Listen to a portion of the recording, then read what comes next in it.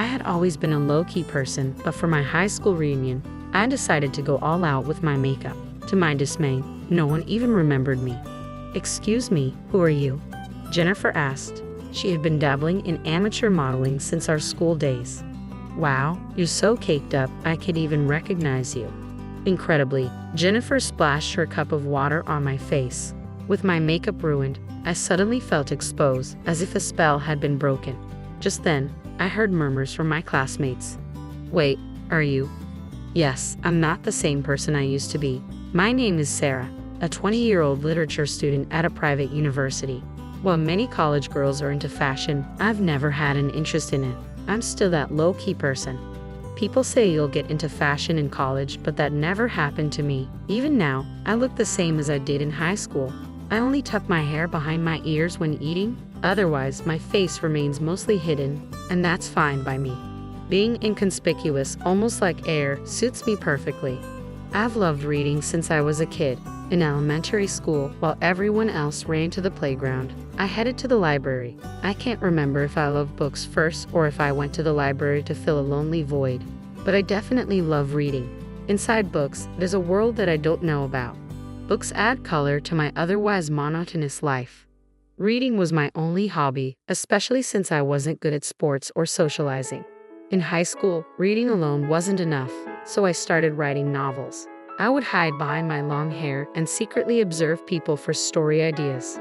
In my world, exciting things were always happening, things I would never experience. Just like reading books, observing the real world was fascinating. "Sarah, tuck your hair behind your ears. No one can talk to you if they can't see your face." Well, I guess I'm the only one who would.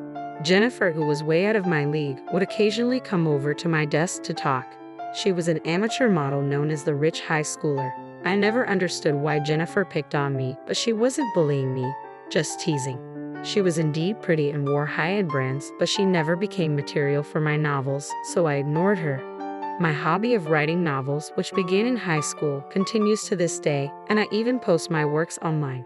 One day after college, I dashed off to a publishing house in Boston. The scenery from this unusual train ride seemed more vivid than ever. Oh man, I'm so nervous. For the past week, my heart has been racing, and it's all I can do to keep my composure. My heart is pounding, and it's reaching its peak now. "Next, please." "Nice to meet you. I've been a fan of Miss Williams since middle school." I poured my feelings into those words, probably speaking more openly than I ever had before. By the way, Miss Williams is the author Emily Williams, whom I adore. Today, her new book launch event is happening at this publishing house. "You have a way with words, dear. Thank you for loving my work so much. Keep challenging yourself to broaden your horizons," Miss Williams said, signing her new book for me. As I walked away, still on cloud nine, a man near the entrance of the publishing house stopped me. Little did I know that this encounter would change my life. He handed me a special makeup set, and oddly enough, it sparked an interest in makeup, something I had never cared about before. From then on, I started waking up a little earlier to do my makeup before going to college. It's strange, when I put on makeup, my face naturally brightens and my perspective broadens. I realize that the world, which I thought was always the same, actually changes from moment to moment. Makeup isn't just about looking good, it's more than that. One day, as I was enjoying this newfound joy and curiosity, I found an invitation to my high school reunion in the mail. A reunion, huh? The old me would have sighed and wavered over whether to attend, but now I felt a slight urge to go. Inspired by Miss Williams's encouragement to keep challenging myself, I decided to attend. On the day of the reunion, I opened the makeup set and discovered an array of eyeshadows, lipsticks, and blushes I had never used before. Should I go a bit more glamorous for the reunion? I selected some bold colors I usually wouldn't dare try. Before I knew it, I had applied heavy makeup, looking more like a stage actress than my usual self. Well, no one will remember my face anyway, I thought, slipping into a new dress I had bought for the occasion. Technically, you need my agency's permission to take a photo with me, but I'll let it slide today, someone said.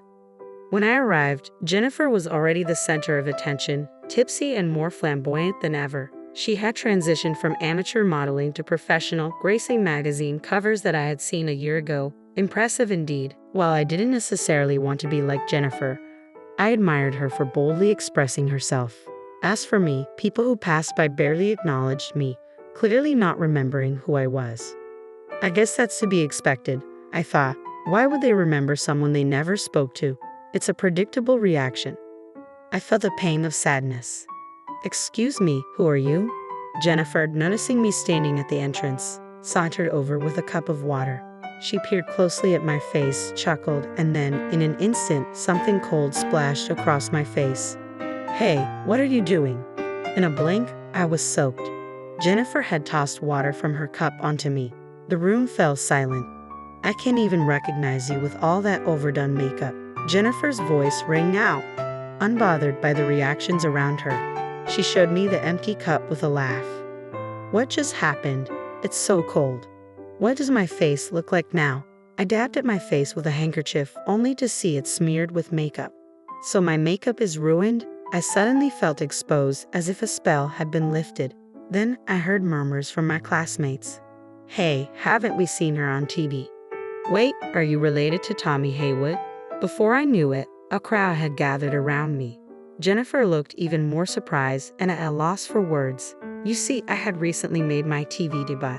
On my way back from Miss Williams' book launch, I had an unexpected encounter with Tommy Haywood, a world-renowned makeup artist. He had been conducting an interview in another room at the publishers. Tommy Haywood's show is a top-rated program in the beauty genre, and even I, despite knowing little about beauty, had heard of him. When he approached me near the entrance after the event, I was stunned. I'm borrowing her, he said, grabbing my arm and leading me to an empty conference room, unfazed by my surprise. Don't worry, I'll give you a makeover. Tommy Haywood seated me, removed his glasses, and transformed my look in just a few minutes. Finally, he styled my hair. Take a look. I was stunned when I gazed into the hand mirror he handed me. Wow, I look beautiful. Even the staff from the publishing house were taken aback by my transformation. How about becoming my exclusive model? What? Exclusive model? I instinctively shook my head at the unexpected offer. Why not? Meeting you here today is fate. I'm so proud of how stunning you look with my makeup. Let's inspire women around the world together. I was grateful for the incredible makeover and thrilled to meet someone so renowned, but the idea of standing out made me uneasy. I've always lived my life avoiding the spotlight and I'm comfortable that way. Sensing my hesitation, Tommy Haywood slowly shook his head. You should believe in your potential and have the courage to step into the wider world. Think about it. With that, he gave me his contact information and a custom makeup set. That's the makeup set I'm using now. For days afterward, Tommy Haywood's words lingered in my mind. Not just him, but Miss Williams had also encouraged me to broaden my horizons and embrace new challenges. Maybe it was time to give it a try. I made up my mind and called Tommy Haywood. From that moment on, I entrusted everything to him. One thing led to another, and I became a regular model on Tommy Haywood's show. On the show, I revealed my bare face and underwent a stunning transformation thanks to his expertise. It seemed that someone here had seen that episode. Oh, it's Sarah, you're Tommy Haywood's exclusive model. That's amazing. Tell us your story. My classmates began to crowd around me, eager to hear more. I have a better modeling career than you. Jennifer's voice, dripping with resentment, cut through the excitement. She glared at us from the edge of the group. My classmates who had witnessed Jennifer splash water on me exchanged looks of disdain. You should thank me. I'm the one who took off your overdone makeup so people could actually recognize you. Jennifer showed no sign of remorse. That's when Robert, the class heartthrob, stepped in front of her, brandishing his phone. Jennifer, you're so predictable. Most of your Instagram photos are stock images, aren't they? What are you talking about, Robert? That's not true. Well, the American store you posted about recently has been under renovation for months, and someone saw you in Boston just a few hours before you claimed to be in Paris. Robert continued to press Jennifer, who was visibly flustered. You're not actually getting any modeling gigs, are you? That's really mean. Jennifer, clearly shaken, couldn't handle the cold stares from our classmates and stormed out of the room. Lies have a way of catching up to you, one classmate murmured. Later, I heard that many classmates had been following Jennifer's Instagram and were growing weary of her fake posts. Sarah, you dropped this earlier. Robert handed me Miss Williams' book, which had fallen out of my bag when Jennifer splashed water on me. Thank you. After that, I ended up talking more with my classmates than I had in all 3 years of high school. Engaging with the people around me wasn't as difficult as I had imagined. Everyone has their own thoughts, ways of living, and uncertainties. I knew this, of course, but hearing it firsthand was different from reading about it in a book. I'm glad I attended the reunion and truly grateful I found the courage to go. As for Jennifer, I heard she was let go from her modeling agency. A video of her splashing water on me at the reunion had gone viral, leading to a public backlash. Social media can be unforgiving. While I questioned the person who posted the video, I hope Jennifer learns to live authentically and without deception. 3 years have passed since then. Sarah, could you come over now? The call led me back to the publishing house where 3 years ago I first met Tommy Haywood and spoke with Miss Williams. That day, in this very place, my life changed dramatically. Lost in thought, I heard a voice behind me. Are you Miss Sarah, the writer? Yes, that's me. Your novel is going to be published. You're making your debut as a novelist. Really? I was so surprised that I kept asking for confirmation. Since gaining confidence, I had been submitting my novels to the publishing house. One of them had caught the attention of the higher-ups, and now it's going to be a book.